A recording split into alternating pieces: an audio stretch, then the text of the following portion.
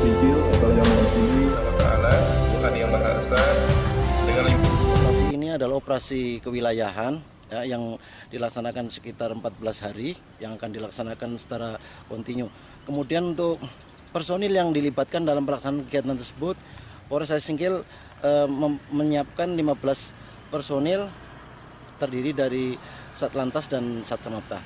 Tujuannya mengurangi kecelakaan, kemudian kemacetan, kemudian untuk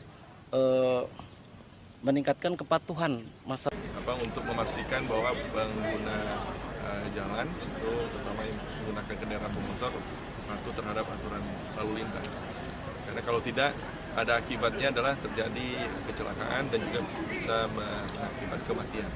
Nah, apabila kasus kematian akibat laka lantas ini tinggi, ini akan mempengaruhi pada IPM kita, usia angka harapan hidup. Jadi saya kira